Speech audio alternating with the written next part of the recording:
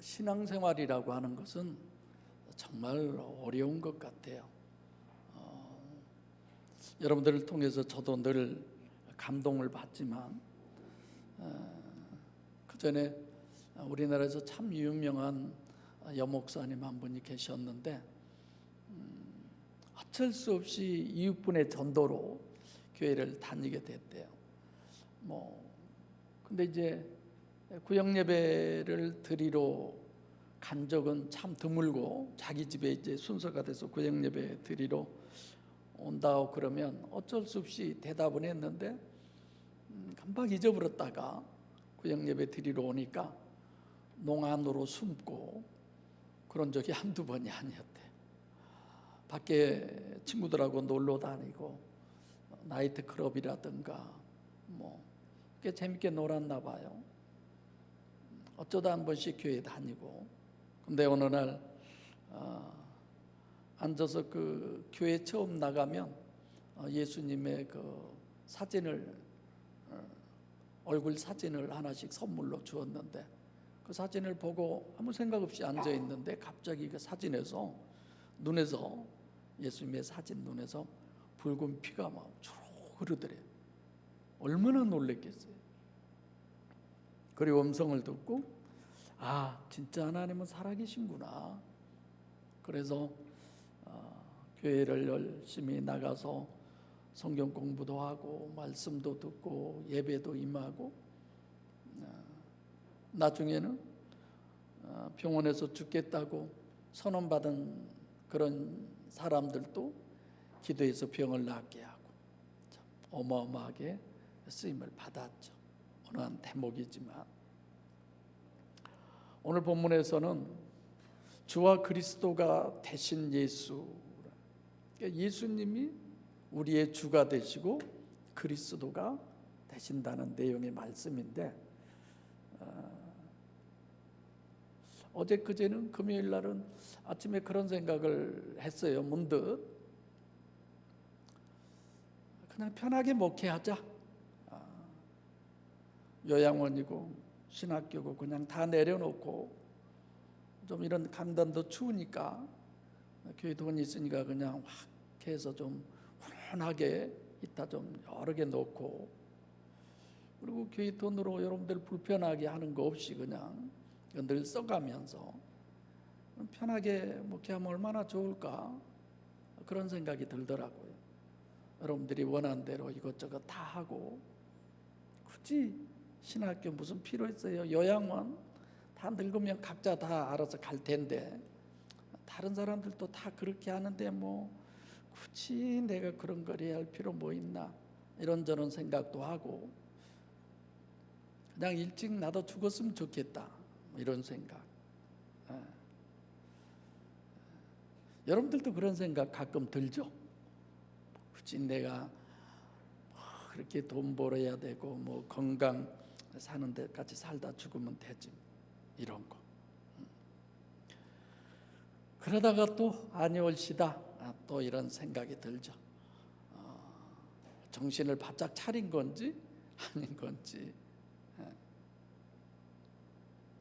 여러분들과 제가 지금 새해 1월 1일부터 성경 일독 한 달 만에 66권 성경을 다 읽기로 하고 우리가 성경을 읽고 있어요.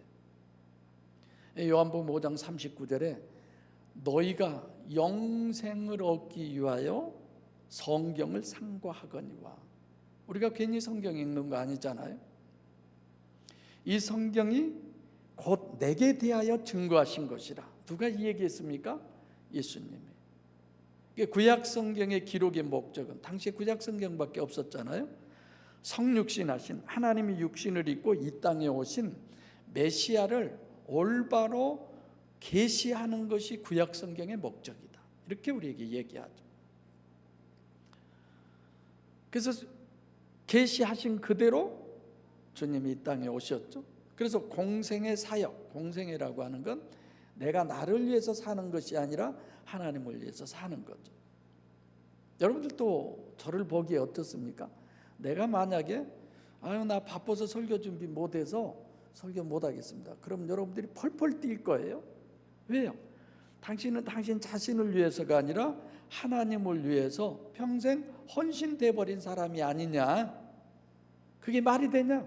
다른 건 다 못해도 이것이 바빠서 말씀 준비하고 목사의 사역을 감당하기 위해서 다른 것을 못했다면 그건 다 이해되는데, 진짜 해야 할 일을 못하고 다른 것에 바빠서 그건 말이 안 되잖아요. 공생의 사역을 하신 주님의 목적은 어디 있느냐? 결국은 사도행전에 있어요. 네. 그래서 제가 사도행전 들어오기 전에 사도행전 가지 말고 그냥 서신서를 할까? 왜냐하면 너무 우리가 정립할 신학적인 어려운 내용들이 많이 있잖아요. 신이 직접 오셔서 최초로 인간과 함께 해가지고 역사를 이루는 거야. 이게 성령의 역사인지 마귀의 역사인지 그 자신의 의지인지 모르잖아요. 그러니까 신학적인 말씀을 정립할 수밖에 없어요. 그래서 굉장히 어렵죠. 가뜩이나 설교를 잘 못해서 어렵기만 하는 설교를 하는데, 그래서 참 힘들죠. 저도. 그래도 맞아, 이것이 성경의 목적인데 다른 건 몰라도 이건 알아야지, 이런 거죠. 그래서 공생의 사역은 공생의 자체가 아니라 부활 자체가 아니라 그 부활을 징검다리로 그렇게 해서 결국은 사도행전에 상륙해서 사도행전의 목적을 우리에게 얘기합니다. 그래서 사도행전 1장 1절로 5절에 예수님께서 다 흩어져 있던 제자들을 모아놓고 당부를 해요. 뭐라고? 예루살렘을 떠나지 말고 아버지께서 약속하신 성령 침례를 받도록 해라. 할렐루야. 그럼 성령 침례라는 것이 어떤 것이냐? 사도행전 1장 8절에 오직 성령이 너희에게 임하시면 너희가 권능을 받고 예루살렘과 온 유다와 사마리아와 땅 끝까지 이르러 내 증인이 되리라. 성령은 누구예요? 능력자. 어떤 능력자냐? 여러분들과 제가 하나님의 증인이 되는 능력을 우리에게 주시는 거예요. 쉽지 않잖아요. 그리고 주님은 승천하셨습니다. 그래서 사도행전 1장의 목적은 이렇게 승천하시고 다시 오실 그 성령을 간절히 기다려야 된다. 그래서 사도행전 1장 14절에 120명이 마음을 같이해서 오직 기도에 힘썼다. 기도의 제목과 기도의 목적이 뭐예요?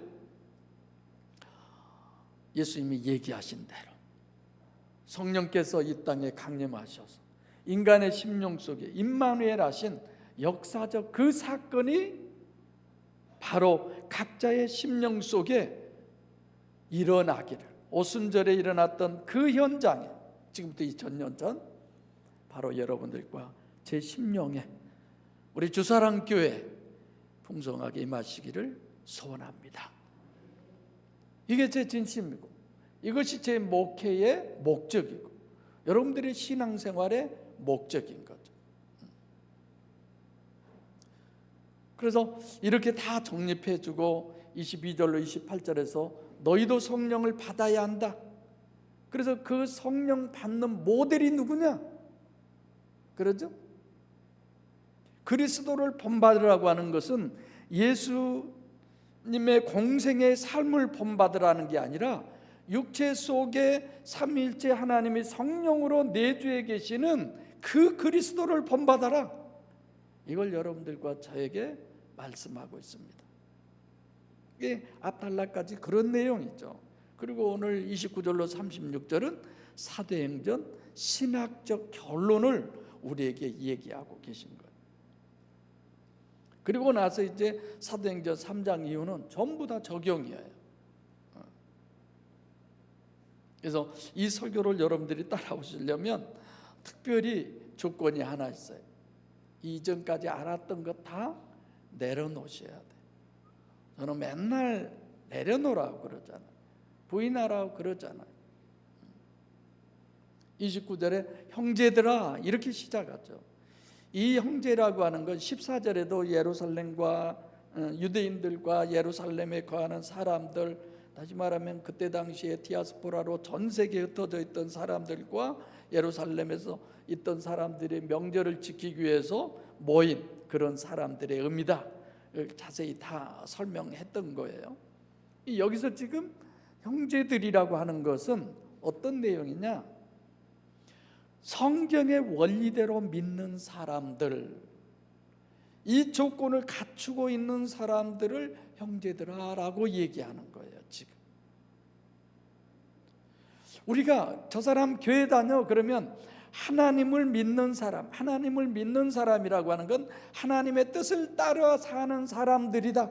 그래서 일반인들이 봤을 때, 종교인들의 생각에는 하나님의 뜻을 따라 사는 사람들은 좀 손해도 보고 억울한 그런 누명을 써도 그냥 그러려니 하고 뭐 이런 거죠.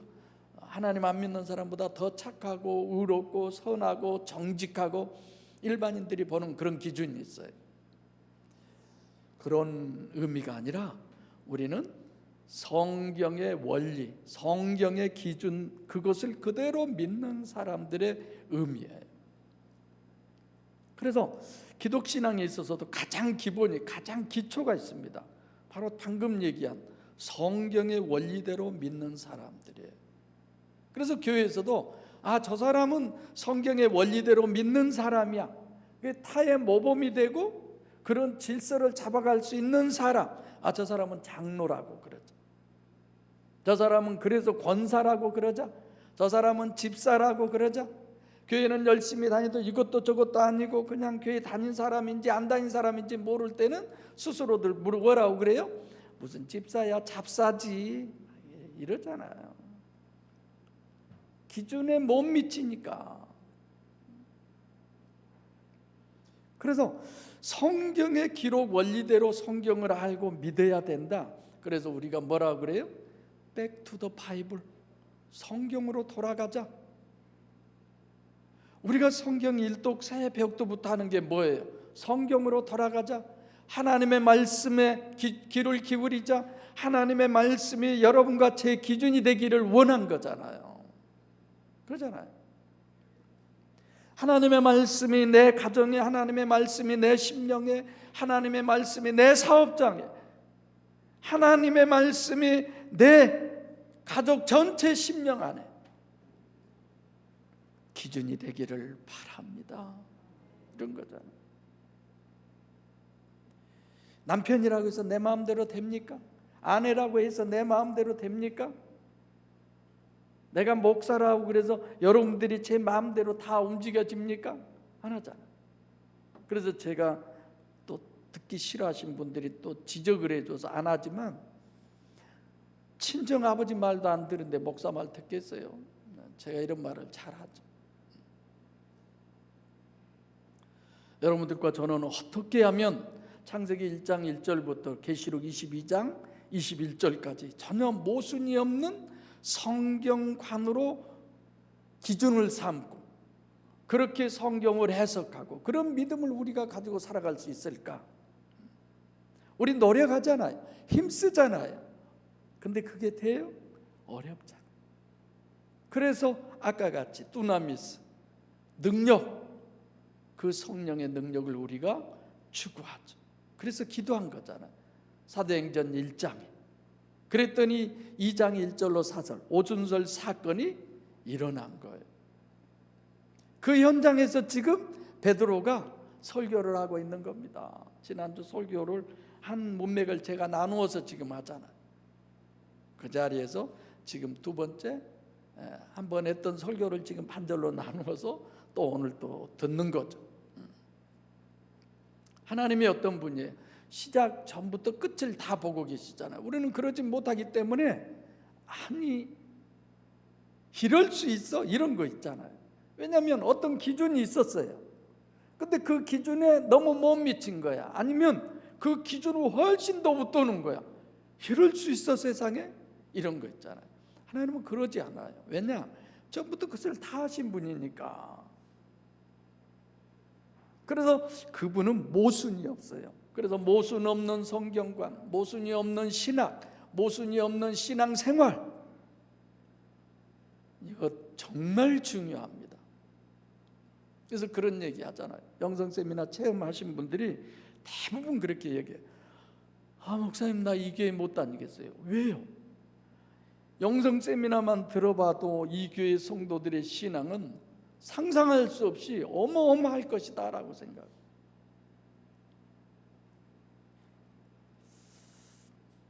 그만해야죠. 더 이어서는 하면 좀 이렇게 우리가 맨 첫 번째는 성경으로 돌아가야 되고, 두 번째로는 신론을 정립해야 돼.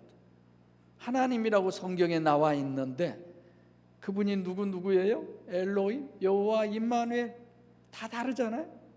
뭐 이 설교 시간에 그거 설명할 수는 없잖아.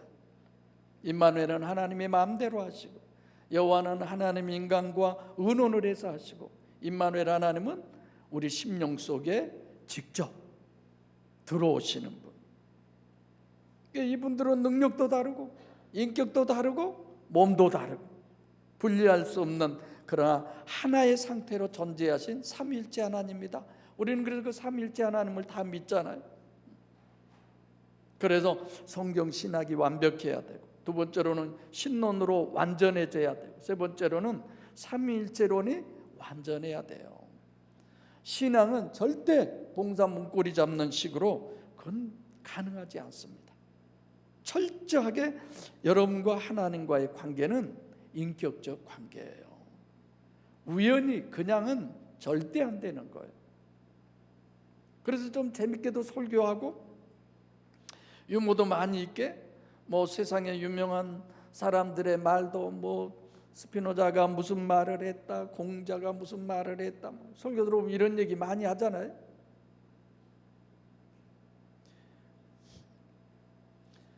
(30절에도) 성육신하신 신인 메시아의 정체성을 우리에게 정립해 주고 있어요. 지금 여기에 있는 사람들은 다 어떤 사람들이에요? 유대인들의 그 메시아 대망 사상을 가지고 있는 거예요. 여러분들과 저도 마찬가지예요. 우리 심령 안에 보혜사 성령 하나님 임재하심에 대한 그 대망을 하잖아요. 메시아 기름 부음을 받는 자, 이 땅에 누가 받아요? 제사장, 왕, 선지자. 그래서 본문에도 구세주 구원을 위한 성경 계시의 메시아는 누구냐? 다윗의 자손이다. 오늘 본문 30절에 그렇게 계시를 하죠. 왜 다윗의 자손이냐? 그것은 메시아는 능력의 문제지, 어떤 분이 메시아냐? 선한 사람, 의로운 사람, 뭐 정직한 사람, 죄가 없는 사람, 그런 게 아니에요. 선과 악, 의와 죄가 문제면 대제사장이나 선지자로 하죠. 왕이라고 하는 건 뭐예요? 능력이잖아요. 그래서 사울이 제사장도 데려다가 죽이잖아요. 막 한꺼번에 70명도 죽이고. 다 읽어보셨죠?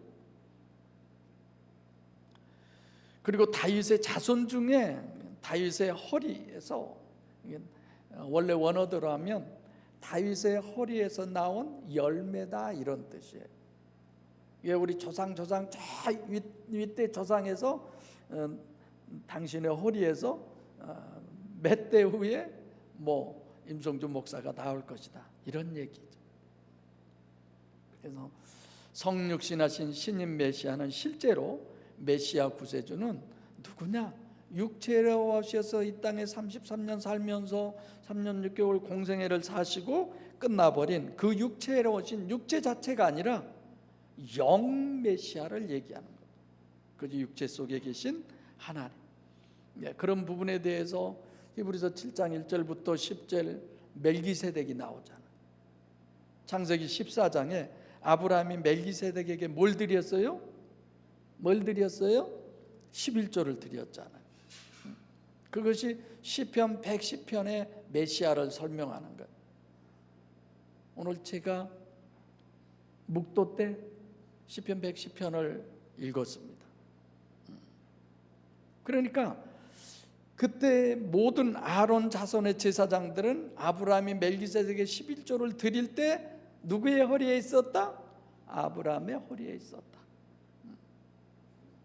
창세기 5장 1절부터 결국은 마태복음 1장 16절에 이어지는 영적 메시아의 족보가 흘러나온 거죠. 그러면 어떻게 그 메시아는 하나님이시잖아요. 단일체가 아니라 이중체라고 그랬잖아요. 그래서 족보는 요셉의 족보, 영적 족보를 기록하고 있는데 그 잉태를 요셉과 전혀 상관없는 마리아의 즉 처녀가 잉태한 것이니까 당연히 이중체일 수밖에 없죠. 그럼 어떻게 하나가 될 수 있느냐? 처녀 잉태로 설명하죠. 처녀 잉태는 육신이 있지만 뭘로 잉태됐어요? 성령으로. 간단하게 말씀을 전해 가렵니다. 그래서 이 예수를 십자가에 못 박았다 마지막에 나오잖아요. 누구를 십자가에 과연 못 박은 건가? 누가복음 23장 34절에도 예수님이 그러시잖아요. 아버지요 저들의 죄를 사하여 주옵소서. 왜 사해달라고 그래요? 알지 못해서, 성경을 잘못 분별해서 그렇다 이거예요. 저 사람들이 지금 나를 이교도로, 이단으로 완전히 신성 모독하는 그런 죄인으로 지금 나를 십자가에 못 박혀 죽이지만 저들이 성경을 알지 못해서 그럽니다. 뭐예요? 내가 하나님 맞는데 하나님인데 하나님이 아니라고 죽여버린 거잖아요. 그래서 31절에 유대인들이 십자가에 못 박은 예수의 부활 신학을 정립해 주죠. 부활은 누구의 부활이냐? 그 죽었던 육체가 도로 살아나서 그게 아니죠. 육체는 쉽게 얘기하면 증발돼 버린 것처럼 휴거돼요. 우리가 만약에 하나님을 소유해서 지금 주님이 심판주로 오신다면 우리가 휴가잖아요. 아무것도. 그리스도의 부활이. 그리스도의 부활이라고 하는 건 무슨 소리예요? 다윗의 허리에 내려놓은 그리스도의 부활, 이걸 우리에게 설명을 하죠. 육체 부활이 아니다라는 걸 본문에서 누구로 우리에게 설명을 해주고 있어요? 다윗으로 설명을 하잖아요. 다윗의 묘는 있다 없다? 있다. 육체가 죽었다. 근데 주님은 아예 뭐가 없어요? 무덤이 없는 거예요. 빈 무덤. 부활주일날 설교 많이 들었죠? 영적인 메시아의 구원론, 이중 구원론을 우리에게 설명해 주고 있습니다. 지금 부활을 얘기할 그런 상황은 아닌데, 본문에 어려운 점이 있어요. 뭐냐면 27절에 내 영혼을 음부에 버리지 아니하시고 지옥에다가 버리지 않았다, 이런 얘기예요.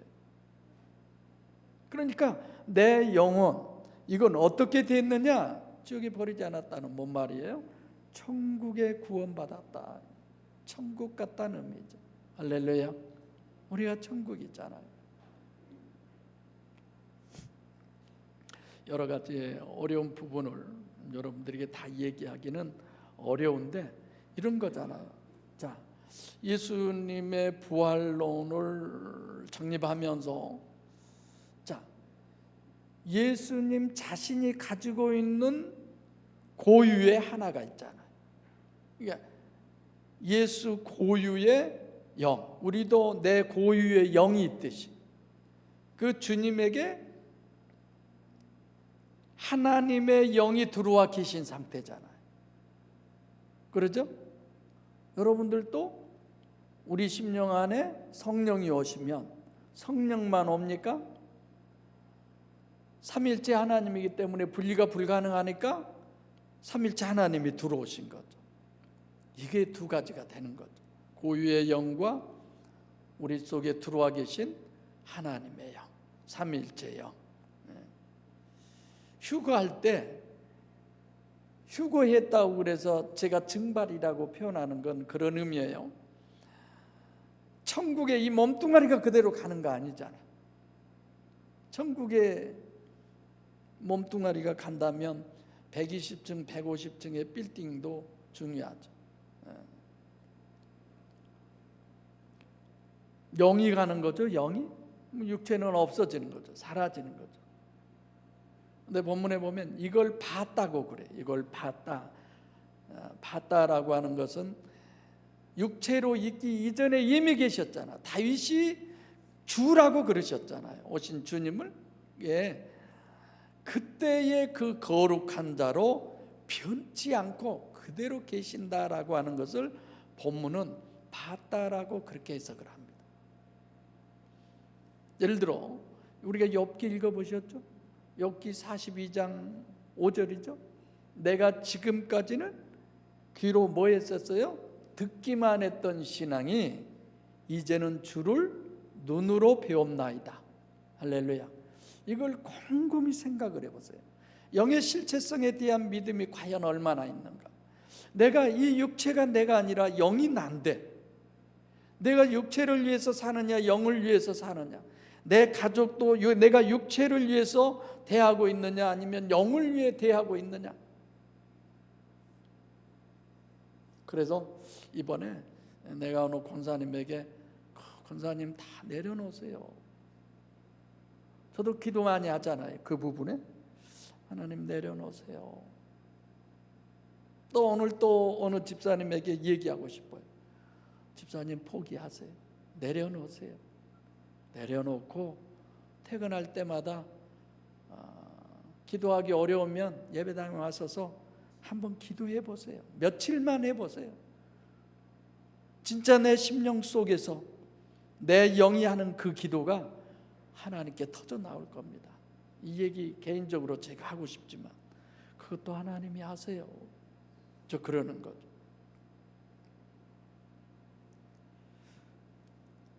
그러니까 지금 보혜사 성령이 다시 오시는, 그건 보혜사 성령밖에 없잖아요. 아버지께서의 성령을 받아서 너한테 부어주신다. 그걸 너희가 지금 본 거다. 썩지 않는 그대로. 지금 베드로가 많은 유대인들을 향해서 자기들이 기도 현장에도 120명 모였어요. 16개 국가에서 어마어마한 사람들이 그 자리에 현장에 와 있어서 오순절 다락방에 나타난 그 현장을 보면서 지금 이 상황이, 이 사건이, 이 역사가 어떻게 해서 이루어지는가를 자세히 설명을 하고 있어요. 그분이 지금 우리 속에 임하셨다. 그분이 우리 속에 임하셔서 이 역사가 일어난 것이다. 이건 내 역사가 아니라 그분의 역사다. 오늘 또 토르가 임원들이 특송했지만 성령의 역사가 올 한 해의 모든 일들이 되어지시기를 바랍니다. 내가 아니라. 그러니까 주님도 마찬가지예요. 두 가지 역할을 하는 거예요. 하나는 주님 고유의 그대로의 성자의 역할, 또 하나는 성령의 역할. 몸 하나의 두 역할을 하셨던 거죠. 우리들도 그러잖아요. 악령이 들렸으면 내 고유의 영이 있고 악령의 영이 있어서 내 고유의 영보다 악령의 영이 강하니까 그 영이 나를 마음대로 끌고 다니고 마음대로 역사하잖아요. 여러분, 우리는, 여러분은, 저는 성경이 기준인 사람들이에요. 그게 쉽지는 않지만 안 되잖아요. 말씀대로가 안 되잖아요. 그러니까 가슴을 치게 되고, 하나님, 내가 이런 말을 해서는 안 되는데, 내가 이런 행동을 해서도 안 되는데, 내가 이런 생각을 해서도 안 되는데, 내가 이런 행위가 있어도 안 되는데 하나님이 그렇게 되기를 원하고 나도 원하는데 내가 힘이 없잖아요. 주님, 내 힘이 좀 돼주세요.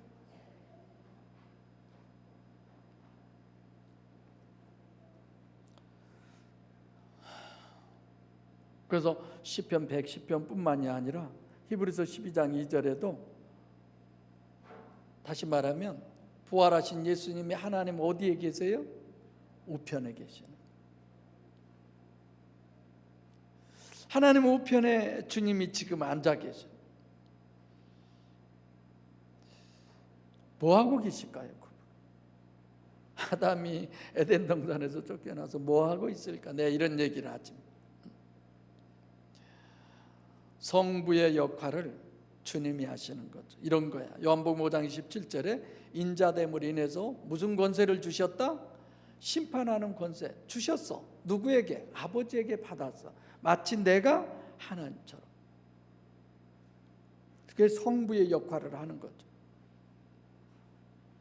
하나님께서는 구약에서부터 천국 보좌에 계시면서 성자와 성령의 부동불변의 진리로 계신 거예요. 그래서 성부의 부동불변의 고유의 사역을 부활 예수로 바뀌는 겁니다.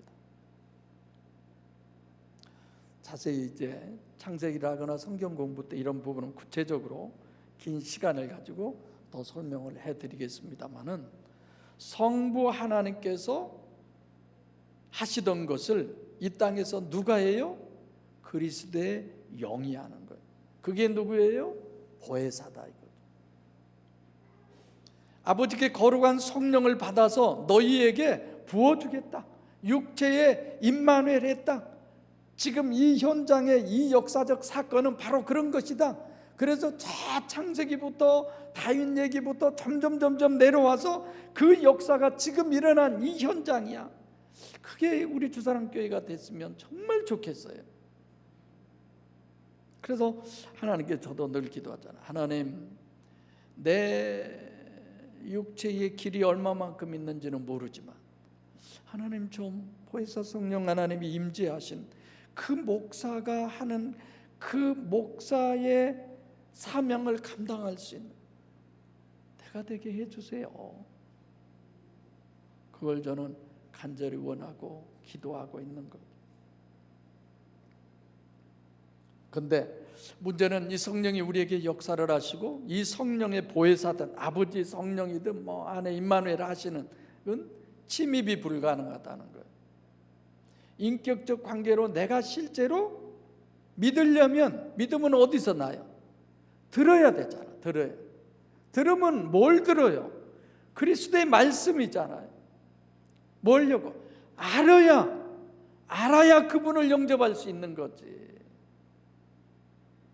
그렇지 않아요? 아니, 능력도 없는데, 말할 능력도 없는데 말하라고 거기에다가 얘기하고 안 되잖아요. 그래서 늘 안주나서나 하나님이 내 능력이 돼주세요. 원수를 사랑하라. 아니, 나도 사랑을 못하는데 내가 어떻게 원수를 사랑합니까? 우리는 대질문을 할 수 있어요. 주님이 하시는, 내가 원수를 사랑할 수 있는 능력이 돼줄게. 주님이 내 안에 오시면 왜 원수 사랑 못해요? 그러니까 인격적으로 내가 다 알고 모셔드려야 되고 그러는데, 그렇죠? 그분이 어떻게 우리에게 주시느냐? 주님은 어떤 분이냐? 요한복음 1장 14절에 말씀이 육신이 되신 분이다. 그분이 여러분과 저에게 뭘로 오셨어요? 말씀으로 오신 거예요. 요한복음 1장의 얘기처럼. 로마서 10장 17절, 믿음은 들음에서 나며 들음은 그리스도의 말씀이다. 성자 예수 삼위일체 시대는 성령행전입니다. 이제 제가 사도행전이라고 하지 않잖아요. 물론 사도행전을 제가 부인한 거 아니지만 이거는 사도들에게, 어떤 사도들에 의해서 이 일이 일어난 것이 아니라 그 사도들에게 일어난 일의 원인, 근원, 근본은, 본질은 성령의 역사예요. 할렐루야. 우리의 신앙의 모든 것의 원인도 성령의 역사가 되시기를 바랍니다. 그래서 우리 목사님은 진짜 성령의 삶을 사셔. 우리 교회 장로님들은 성령의 삶을 사셔. 우리 교회 성도들은 성령의 삶을 살아. 어떻게 해서 저렇게 돼? 성령이 역사하니까. 어떻게 해서 저렇게 다 원인이 다 성령에 의해서. 그게 스스로의 간증이고 서로의 간증이 되시기를 바랍니다.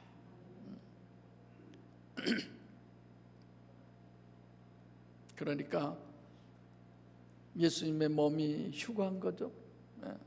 영의 실체성이니까 천국에 올라가 계셨다가 영으로 그리고 보혜사로 다시 오시는 거예요. 보이게. 언제까지? 내 원수를 발등상 될 때까지. 그럼 원수는 어디예요? 발바닥이잖아요. 결국은 구약의 모든 그 창조의 역사를 진행해 오신 예수님이 하나님 우편에서 언제까지? 원수를 발등상에 둘 때까지, 다시 말하면 천국을 완성할 때까지. 그때까지. 주님이 천국을 다 완성하고 난 다음에 나라를 아버지께 드리면 성부 하나님이 그때서야 보좌에서 내려오셔서 여러분과 저를 한 가족으로 완성을 시킨다, 이렇게 얘기하고 있는 거예요. 그럼 예수님은 언제 재림해요? 천국 완성, 구원을 다 끝낸 다음에 오신다 이거죠. 재림 주러 오실 때는 언제예요? 그건 심판이에요. 심판하러 오셔요. 계시록 20장에 천년왕국 때 심판의 보좌에 앉으시는 거지, 재림에 주러 오실 그때의 구원이 아니에요. 그래서 구원은 오직 로고스, 말씀, 복음, 신학적으로는 보혜사 성령을 간절히 소원하는, 기도하는 사람 안에 임마누엘 하심으로 구원이 이루어진 겁니다. 우리는 그 구원을 늘 갈망하고 기도한 거죠. 겉으로는 우리가 하나님을 믿는다 하면서 내 속은 내가 잘 알잖아요. 나 봐라, 나 좀 봐라, 내가 왜 이러지, 그런 거 있잖아요. 뭐 그런 노래도 있죠. 내가 왜 이럴까, 아니나? 뭐 집에서는 안 그랬는데 잘 모르겠네. 결론이 오늘 36절이에요. 하나님이 주와 그리스도가 되게 하셨다는 거예요. 주와 그리스도. 주가 됐다는 것은 성부 역할을 하시는 것이고, 그리스도는 성령의 역사로 인해서 우리를 구원하신다는 말씀입니다. 그래서 제일 먼저 주와 그리스도가 되신 것을 여러분들과 제가 올바로 정립하려면 이중체인 신인 메시아 신학을 바로 알아야 되고, 두 번째로는 당연히 삼위일체를 우리가 정립해야죠. 성부, 성자, 성령에 대해서 정확히 알아야 돼요. 세 번째로는 예수가 주와 그리스도가 되게 한 것을 우리가 바로 알려면 복음서 신학이 바로 정립해야 돼요. 하나님이 실제로 만나시는 것은 다른 것이 아니라 하나님의 음성이 들렸고, 뭐 어떤 환상을 보았고, 어떤 꿈을 꾸었고가 아니라 하나님의 말씀, 성경입니다. 성경이 시편 기사에 보면 꿀송이 같다고, 송이꿀 같다고 그랬잖아요. 달달하게. 성경 읽다 보니까 잠이 안 와. 숙지 집사님이 잠이 안 와서 읽은 것이 아니라 읽긴 읽어야 되겠는데, 요즘 우리들이 그러잖아요. 너무 좋아서 잠이 안 올 정도로, 피곤이 없어질 정도로. 속으로 아멘 한 줄로 믿습니다. 난 정말 그러고 싶은데 여러분들은 그거 아니나 봐. 제발 어서 1월 30일인가 얼른 끝났으면 좋겠다. 아유 지긋지긋해. 그래도 은혜야. 그래도. 그래서 구약의 목적이 복음서고, 복음서의 목적이 사도행전이고, 사도행전의 목적은 예수 그리스도, 즉 삼일체 하나님이 여러분과 제 심령에 임재하신 거예요. 우리 안에 하나님을 소유한 것은 하나님의 목적을 이루어 놓은 하나님의 샘플이야, 작품이야. 할렐루야. 그래서 오직 구원은 아담 후손인 여러분과 제 심령 속에 예수님께서 보혜사 성령으로 우리 속에 임마누엘 하심으로, 그것이 구원입니다. 인격적으로 삼위일체 하나님이신 예수 그리스도를 보혜사 성령으로 내 심령 속에 영접해 드림으로 해서 내가 구원이고 그것을 세상이 감당할 수 없는 거예요. 하나님을 실제로 소유해서 세상이 감당할 수 없는 능력으로 육신과 세상을 승리하시고 주님과 함께 하나님 보좌 우편에 영원한 천국의 주인으로 그 행복과 영광을 누리는 하나님이 주님이 택하신 우리 주사랑교회 모든 성도들이 되기를 간절히 소원합니다. 아멘. 기도하시겠습니다.